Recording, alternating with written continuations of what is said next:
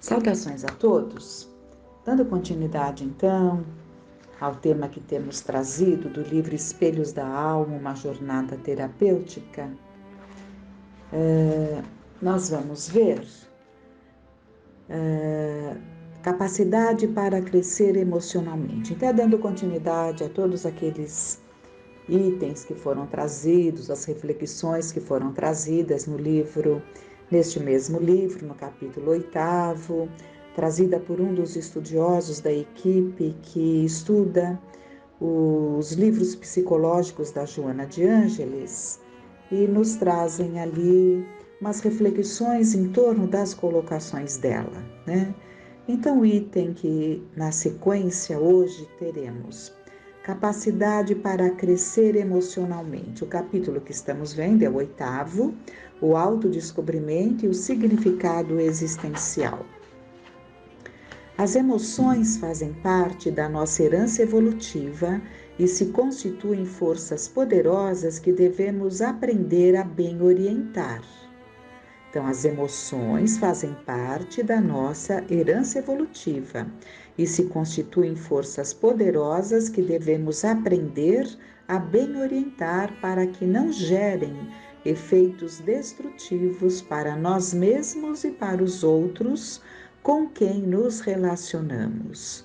O problema é que, normalmente, a educação emocional é negligenciada e aprendemos mais a escondê-la, alimentando a persona, do que a canalizá-la de forma saudável para que esteja a serviço do processo de individuação. Quando Carl Gustav Jung começou a aprofundar o estudo da psique, percebeu algo peculiar. As pessoas costumavam ser, abre aspas, tomadas, né? Então ele colocou entre aspas, tomadas. As pessoas costumavam ser tomadas por um estado emocional diverso do que gostariam de apresentar, a partir de determinados acontecimentos que perturbavam o funcionamento da psique. Foi então que ele introduziu na psicologia o conceito de complexos, que define da seguinte forma, abre aspas, é a imagem de uma determinada situação psíquica de forte carga emocional e, além disso, incompatível com as disposições ou atitude habitual da consciência, fecha aspas, né? Então ele traz essa abertura, esse entendimento para os complexos, né? Colocando ali que, na maioria das vezes, nós camuflamos o nosso estado emocional, né? Através das personas, e isso realmente não vai trazer o resultado benéfico que deveria trazer, né? Então, como ele fala aqui, são tomadas por um estado emocional diverso do que gostariam. Então, tem ali aquele momento, aquele desequilíbrio, não gostaríamos de ter, né? E tudo isso por falta de uma educação emocional, que normalmente é negligenciada, e escondemos essa situação, né? Essa situação emocional, alimentando a persona, que é justamente aquilo que queremos demonstrar, né? E deixamos de canalizar esses desequilíbrios de uma forma saudável, né? Porque eles precisam ser entendidos, aceitos, e aceitar não significa assim, como normalmente se fala, eu sou assim e vou continuar assim, eu tenho esses desequilíbrios e vou continuar assim, e quem quer estar ao meu lado está sujeito a tudo isso. Realmente não é isso.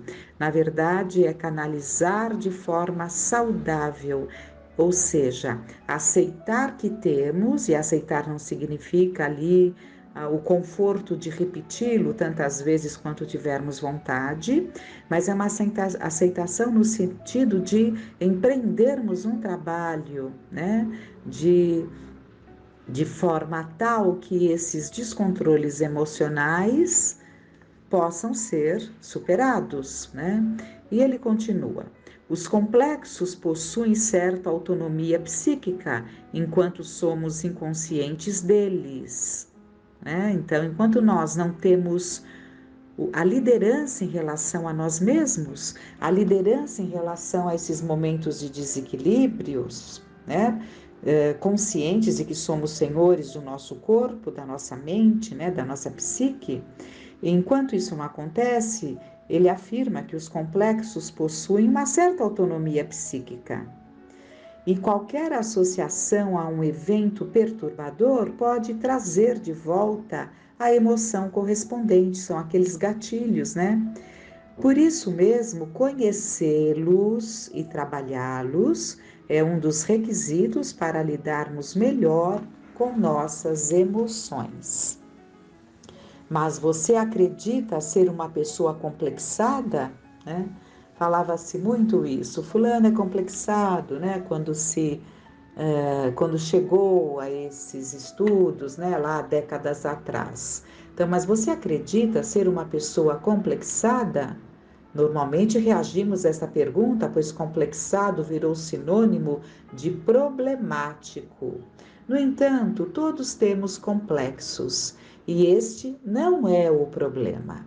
O grande problema é que nós os desconhecemos e isso se torna perigoso, pois eles nos tomam de assalto.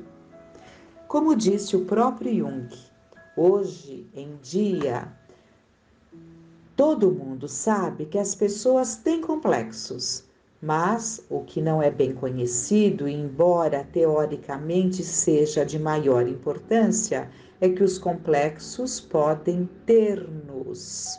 Então é justamente isso, né, que Jung coloca. Nós nos deixamos dominar por esses sentimentos, por esses complexos, né, como é chamado. Deixamos-nos dominar por eles e não os dominamos.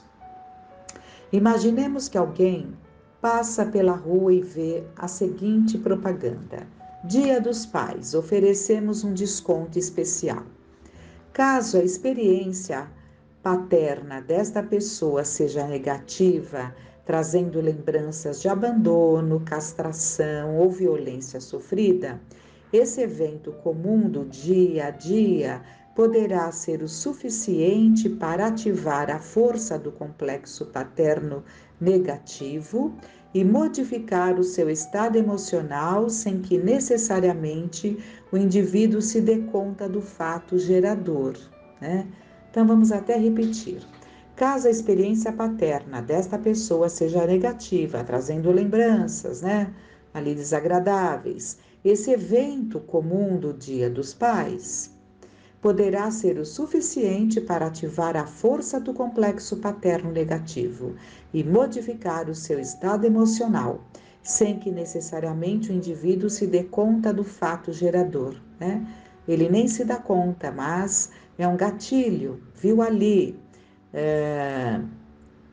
Oferecemos um desconto especial para os pais, né? Uma coisa normal que é muito comum se ver, mas dependendo das suas experiências com o pai, isso pode acionar um gatilho negativo. Para Joana de Ângeles, abre aspas, os complexos no comportamento sempre refletem a sombra dominante no ser.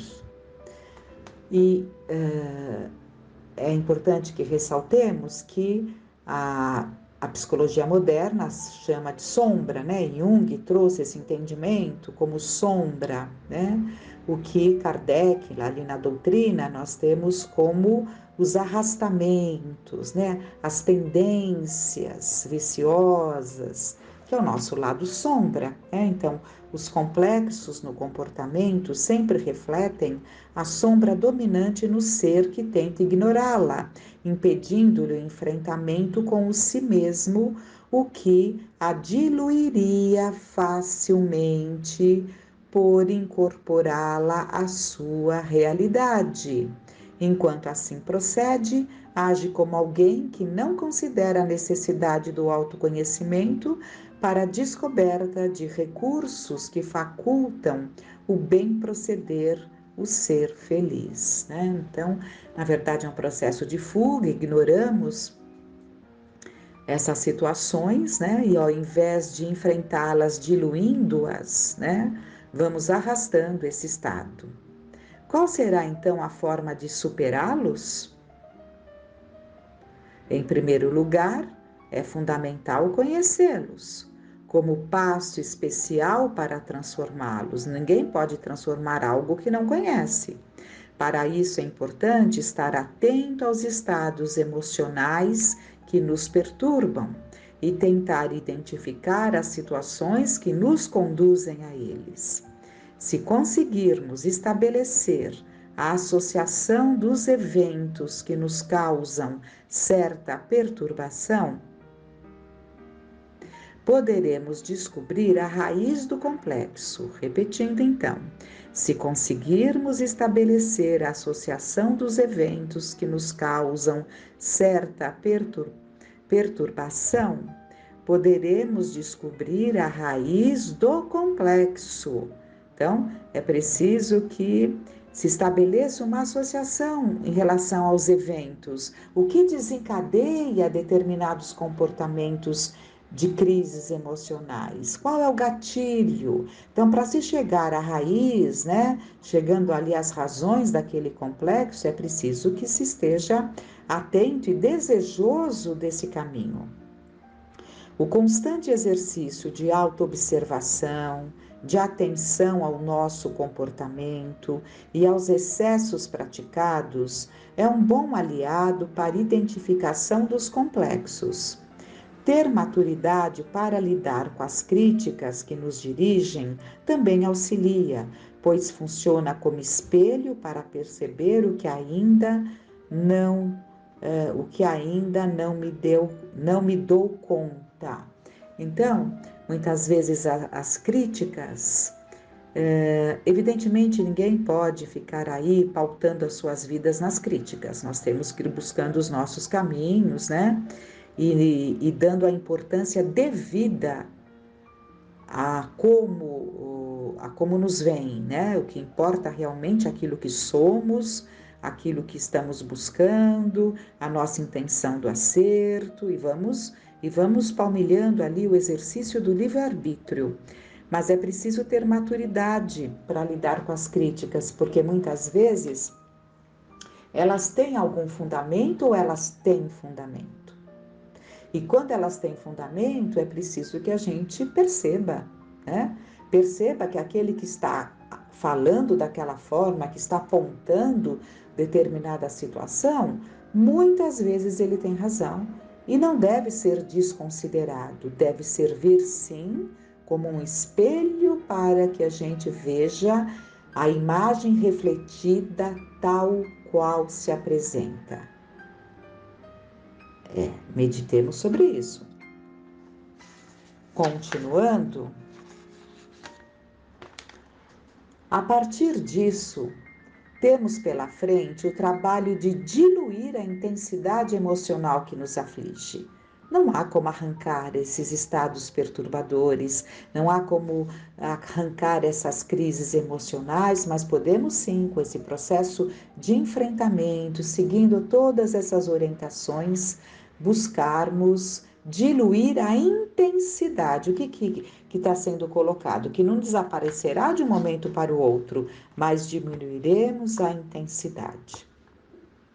Uma das formas de fazer isto é rever a nossa história, identificar e expressar emoções que ficaram contidas, muitas vezes transformadas em ressentimentos. Então, uma das formas de fazer isso é rever a nossa história, identificar e expressar emoções que ficaram contidas, muitas vezes transformadas em ressentimentos. É importante que se identifique isso, revendo a nossa trajetória. Fora isso, abre aspas, o grande desafio da existência humana está na capacidade de explorar este mundo desconhecido, dele retirando todos os potenciais que possam produzir felicidade e autorrealização. Fecha aspas. E quando as vivências forem muito dolorosas e de difícil aceitação, o olhar espiritual da vida nos permite ampliar as lentes normalmente limitadas do ego. Não negamos que certas vivências são dolorosas e constrangedoras, mas nunca podemos nos considerar vítimas da vida, pois ela traz de retorno o resultado das nossas próprias ações passadas. Constantemente devemos reelaborar e ressignificar nossas experiências traumáticas, pois desta forma elas perdem sua intensidade negativa.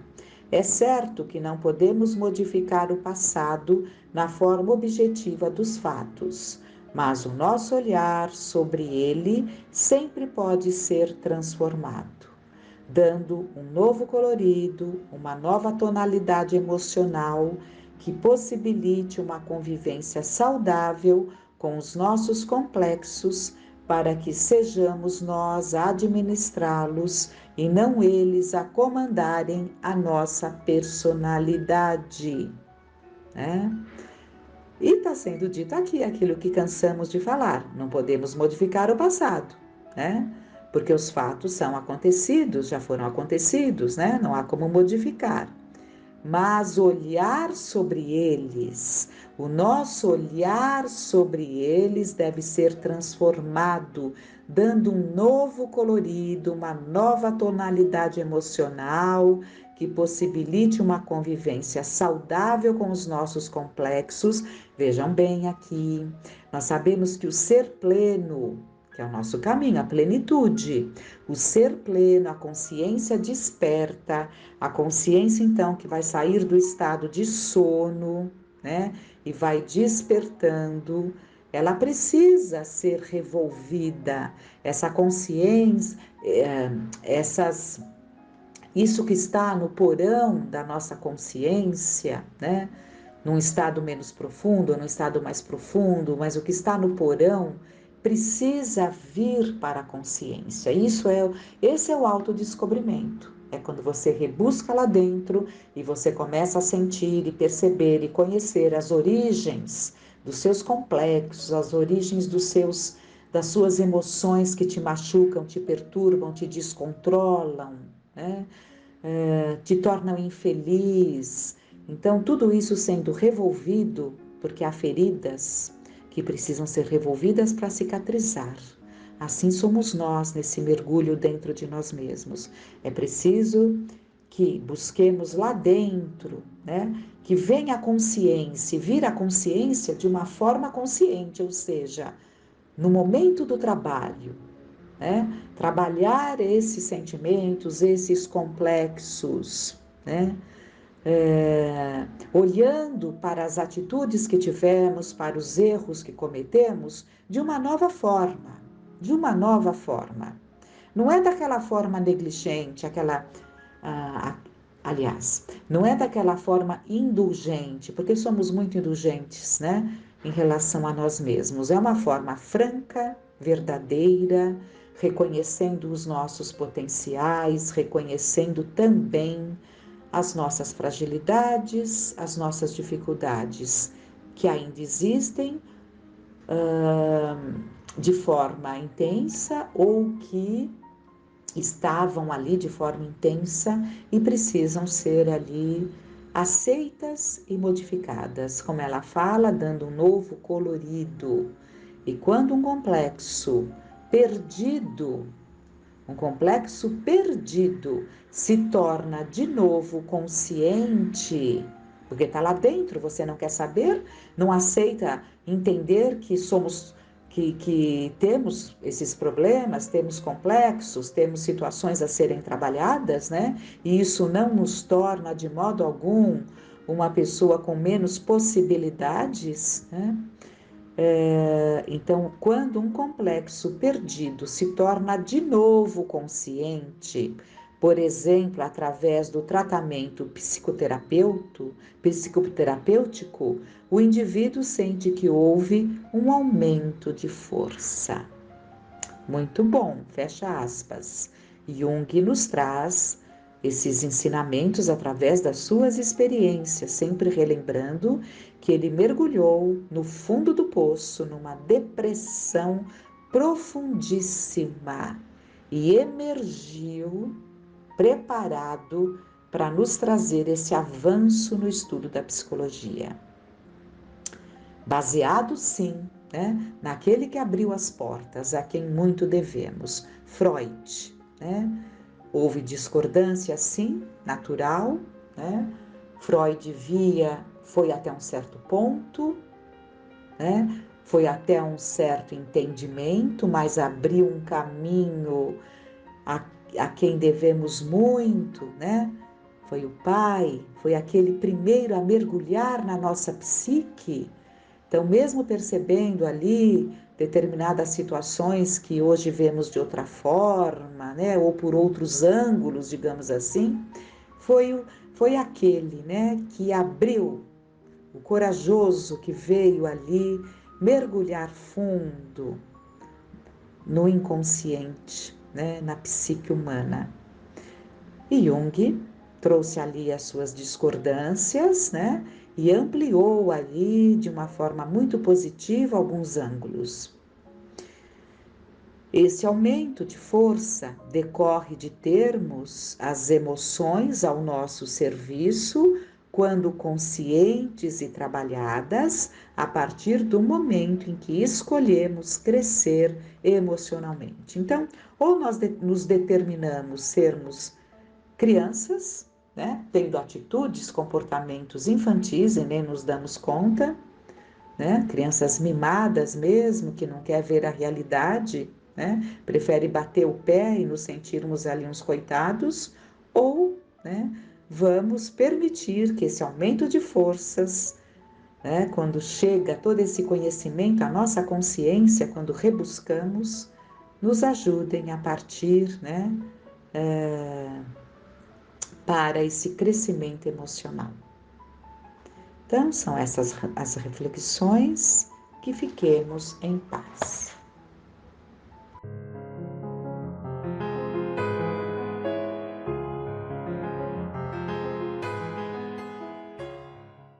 Olá pessoal, tudo bem? Vamos continuar o nosso livro As Dores da Alma. O tema de hoje é respeito. Somente optando pelo autorrespeito é que conseguiremos o respeito alheio. Encontraremos nos outros a mesma dignidade que damos a nós mesmos. São duas partes, essa é a primeira. De que maneira as pessoas nos tratam? Sentimos-nos constantemente usados ou desrespeitados? Às vezes permitimos que os outros nos tracem metas ou objetivos sem antes nos consultar? Sabemos distinguir quando estamos doando realmente ou quando estamos sendo explorados? Respeitamos nossos valores e direitos inatos? Costumamos representar papéis de vítimas ou de perfeitos? A pior situação que podemos viver é passar toda uma existência sem nos dar o devido amor e respeito, fazendo coisas completamente diferentes do que sentimos. Nossos sentimentos são parte importante de nossa vida. Se permitirmos que eles fluam em nós, então saberemos o que fazer e como nos conduzir diante das mais variadas situações do cotidiano. Em virtude disso, não devemos nos esquecer de que, quando nos respeitamos plenamente, mostramos aos outros como eles devem nos tratar. Se nós não nos aceitarmos, quem nos aceitará? Se nós não nos amarmos, quem nos amará? Marcos relata em seu evangelho a seguinte orientação: pois ao que tem será dado, e ao que não tem, mesmo que tem, lhe será tirado. Marcos 4:25. Realmente será dado respeito ao que se respeita, e não ao que não tem ou pensa ter. Assim funciona tudo em nossa vida íntima. Temos o que damos. Devemos esperar dos outros a mesma dignidade que damos a nós mesmos. Examinemos nossos sentimentos e atitudes e nos perguntemos: por que permito que me tratem com desconsideração? O que estimula os outros a se comportarem com desprezo em relação à minha pessoa? Se nós não nos autorresponsabilizamos pela forma como somos tratados, continuaremos impotentes para mudar o contexto penoso em que estamos vivendo. É muito cômodo culpar os outros por qualquer desilusão ou sofrimento que estejamos passando. Não é fácil aceitar a responsabilidade pelas nossas próprias ilusões e desenganos. Quando renunciamos ao controle de nós mesmos, com toda a certeza, outros indivíduos tomarão as rédeas de nossa vida. Somos iguais perante os olhos da divindade. Aqui vem a questão 803 do Livro dos Espíritos, do capítulo 9, Lei de Igualdade, item 1, Igualdade Natural. Todos os homens são iguais perante Deus? Sim, todos tendem para o mesmo fim, e Deus fez as suas leis para todos. Dizeis frequentemente, o sol brilha para todos, e com isso dizeis uma verdade maior e mais geral do que pensais. Todos os homens são submetidos às mesmas leis naturais, todos nascem com a mesma fragilidade, estão sujeitos às mesmas dores, e o corpo do rico se destrói como o do pobre. Deus não concedeu, portanto, superioridade natural a nenhum homem, nem pelo nascimento, nem pela morte. Todos são iguais diante dele. Não somos nem melhores nem piores que ninguém. Ao recusarmos o respeito a nós mesmos, estamos abdicando do direito de exigi-lo. Sem senso de valor individual, nos sentiremos diminuídos diante do mundo e destituídos da habilidade de dar e de receber amor. O mais valioso tesouro que possuímos é a dignidade pessoal. Não é lícito sacrificá-la por nada ou por ninguém. Quando autorizamos os outros a determinar o quanto valemos, uma sensação de vazio nos toma conta da alma.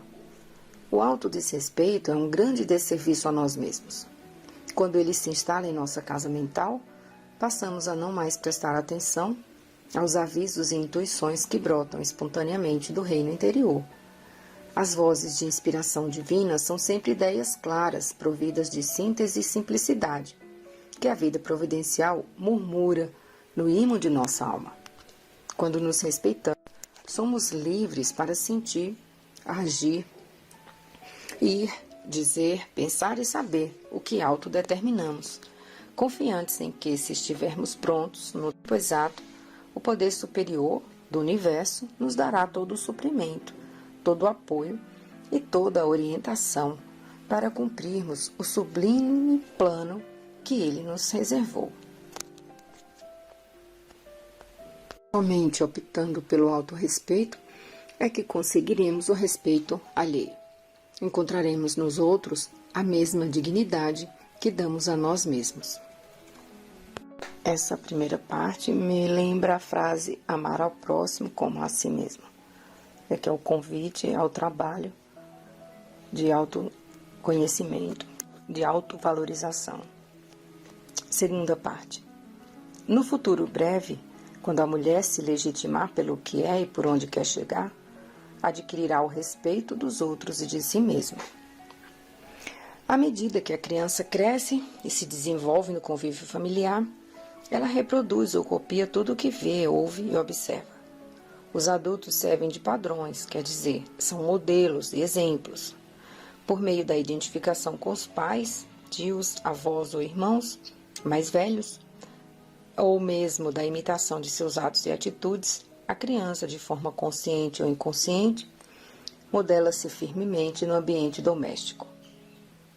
Socialização é o processo de adaptação do indivíduo ao grupo social. É o desenvolvimento das relações na vida grupal, caracterizado pelo espírito de coletividade, pelo sentimento de cooperação e solidariedade. Particularmente na criança, a socialização se inicia a partir do momento em que o recém-nascido é conduzido para casa pelos pais.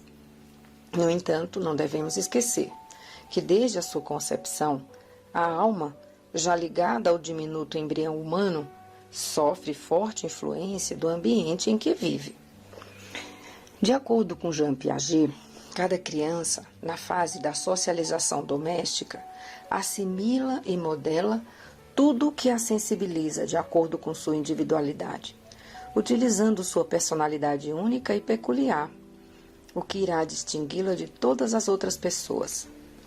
Acontecimentos caseiros, atos e opiniões dos adultos, considerações sobre ética, religião, costumes, moral e filosofia, proibições e preconceitos, permissões e intolerância, tudo vai se modelando na argila plástica, que é a mentalidade infantil, e delineando a criança dentro de preceitos, regras de conduta e de princípios que variam culturalmente de família para família e interiormente de criança para criança. Mesmo nos gêmeos idênticos, o desenvolvimento psicossocial ocorrerá de forma diferenciada devido à bagagem espiritual que cada alma traz consigo, produto de suas vidas sucessivas.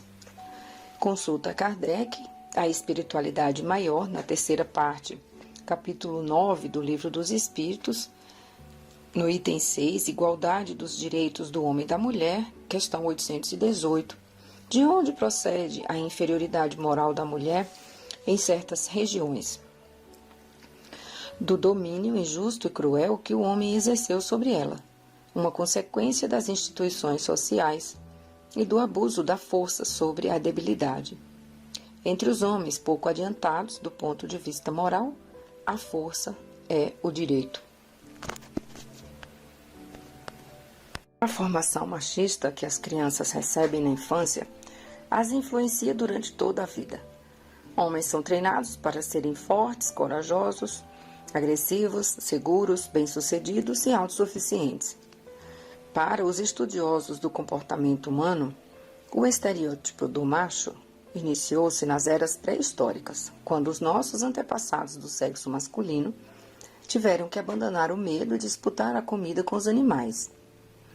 Machismo é um conjunto de normas, costumes, leis e atitudes baseado em regras socioculturais do homem que tem por finalidade explícita e ou implícita criar e manter a submissão da mulher em todos os níveis, afetivo, sexual, procriativo, profissional. Quando a mulher, nos seus mais diversos relacionamentos, romper com essa visão de que deve ser submissa, reclusa, frágil e dependente do homem, ela recuperará toda a estrutura de poder e o senso de iniciativa. A guerra dos sexos, na maioria das vezes, tenta impor com ou sem armas a supremacia do homem sobre a mulher por meio da violência, clara ou dissimulada, salvaguardando interesses falocratas de mentalidades medievais. O machista atua como tal sem poder explicar seus atos ou perceber suas atitudes externas, porque não se dá conta das estruturas preconceituosas que internalizou nesta ou em outras existências. Ele se limita apenas a reproduzir ou colocar em prática tudo aquilo que viveu culturalmente no lar, na escola, no templo religioso, na cidade, no país, enfim, em qualquer lugar ou situação que o tenha influenciado. Muitas mulheres, de forma inconsciente, compartilham do machismo na medida em que não notam as estruturas psicológicas de hegemonia masculina que regulam suas relações afetivas e sociais e podem reproduzi-las, sem perceber, na educação dos filhos, sejam eles homens ou mulheres, contribuindo dessa forma para que a ideia machista se perpetue automaticamente. São muitos os provérbios humilhantes e os insultos irônicos endereçados às mulheres, estes acompanhados de risos sarcásticos e depreciativos. O sexismo, atitude de discriminação fundamentada no sexo, leva mulheres ingênuas, inseguras e dependentes a aceitar essas críticas mordazes como naturais, porquanto o modelo de educação em que organizaram seu mundo íntimo baseou-se nesses valores e crenças distorcidos. A mulher precisa descobrir que não depende de ninguém para viver a própria experiência, pois tem dentro de si uma extraordinária capacidade de fazer mudanças positivas. Ela, como o homem, tem um mundo diante de si, e todos podem crescer até onde permite sua capacidade, seu dom, seu talento nato. Todos nós estamos em constante mutação, e nos transformamos todo o tempo nos aspectos físico, mental, emocional e espiritual. Nada na natureza permanece estático. tudo flui através dos processos da vida, dentro e em torno de nós. Em muitas ocasiões, a mulher, em vez de reverter a situação desgostosa em que vive, tenta mudar de forma superficial, apenas substituindo o cônjuge por outro, mas sem renovar o seu modo de sentir, pensar e agir. Como não se preocupa em erradicar os velhos padrões ou crenças inadequados de seu mundo interior, corre o risco de atrair outro parceiro igual ou muito parecido com o que acaba de deixar. A lei de atração perpetua tanto alegria como tristeza para nossas vidas. Não devemos jamais deixar que uma empresa, associação ou ligação afetiva, profissional ou de amizade, venha eclipsar nossa vida, a ponto de desrespeitarmos quem somos. Neste novo milênio, cabe à mulher recuperar sua dignidade e o respeito por si mesma.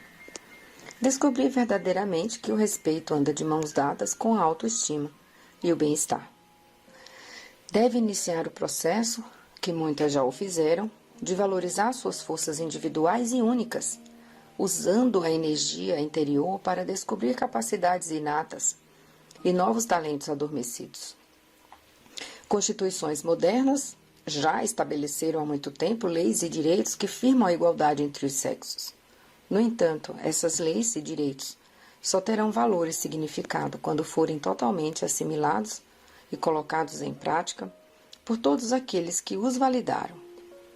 É possível que determinadas pessoas discordem e não aceitem nossas ponderações, mas nem por isso tudo está perdido. A diversidade de opinião e a forma de olhar o mundo dependem da singularidade evolutiva de cada criatura. O equilíbrio vai sendo pouco a pouco atingido. A visão machista gradualmente se desfaz, nascendo em seu lugar a amizade, o respeito, a cooperação entre os seres humanos. Na estrutura social do porvir, pouco importará o sexo do indivíduo, pois todos serão igualmente valorizados, jamais oprimidos. Num futuro breve, quando a mulher se legitimar pelo que é e por onde quer chegar, adquirirá o respeito dos outros e de si mesma. Acreditar que alguém exista só para nos servir é uma visão egocêntrica e degradante da atual humanidade. Enquadrar pessoas em papéis sexuais nitidamente definidos, subserviência, inferioridade, subordinação, usando-as como objetos que podem ser controlados e descartados, é imensamente cruel e impiedoso. O amor cristão não considera os papéis sexuais, e sim encoraja todos os seres a exprimir a liberdade, o respeito e o amor um pelos outros. Essa abordagem da segunda parte nos faz lembrar que o espírito não tem sexo, né? Na encarnação, vamos encarnar no sexo é onde precisamos ter as experiências necessárias para aquela jornada. E com isso em mente, vamos lapidando todas essas vicissitudes e lapidando do nosso comportamento para que a gente possa viver da melhor forma possível naquele sexo, naquele período da encarnação. E vamos completar com uma página do livro Cirurgia Moral, pelo espírito Lancelin, ditado ao médium João Nunes Maia. Capítulo 5, respeito ao próximo. Deus não nos fez desligados da humanidade. Somos elos da grande corrente universal.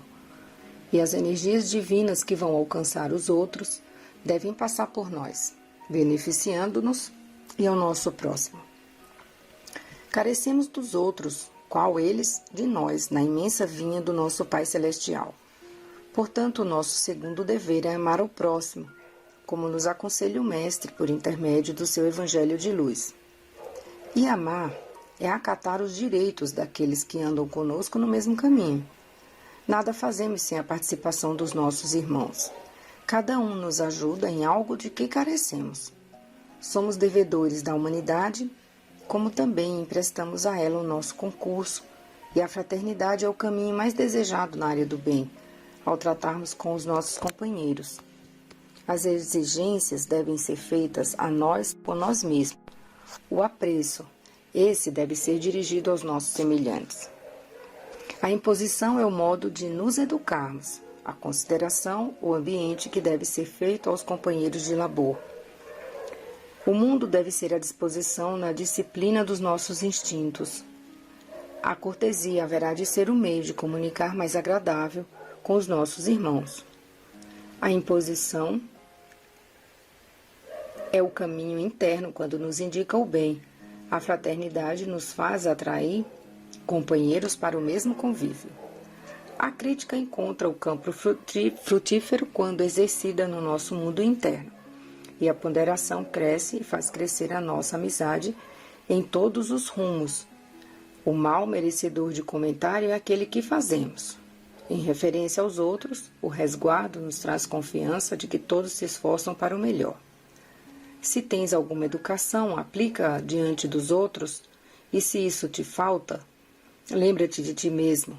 O nosso mundo interno é uma lavoura grandiosa que poderá dar muitos frutos e flores compatíveis com o nosso comportamento. Trabalhemos nele. Quando deixamos o nosso sítio íntimo para analisar e falar mal do que não nos pertence, cresce em nós a erva daninha capaz de sufocar o trigo do bem, que já havíamos plantado. A energia que nos foi dada deve ser usada na autoeducação, estabelecendo assim no nosso reino a verdadeira harmonia espiritual que se refletirá em todos os outros corpos. Mas com respeito aos outros, a maior cota que poderíamos fornecer para os seus corações é o exemplo dignificante, a vivência no amor dos caminhos da caridade. Se deres a devida importância ao teu próximo, nunca perderás. Receberás pelos meios que por vezes ignoras a atenção que te agradará e te fará feliz. Respeita os direitos dos outros, que eles certamente, por lei, respeitarão os teus. E ainda, a harmonia do universo compartilhará contigo no bem que estimas fazer, por necessidade de amar, utilizando o comportamento elevado para ajudar a construir o reino de Deus nos corações, como também o céu em qualquer lugar em que estiveres. Confiemos nas forças superiores e também nas nossas, que elas crescerão de acordo com as nossas disposições de melhorar, sem nunca nos esquecermos da deferência para com aqueles que nos seguem instruindo-nos e aqueles que nos instruem seguindo-nos. O respeito é luz, porque ajuda a transformar as trevas em claridades imortais. Boa semana a todos.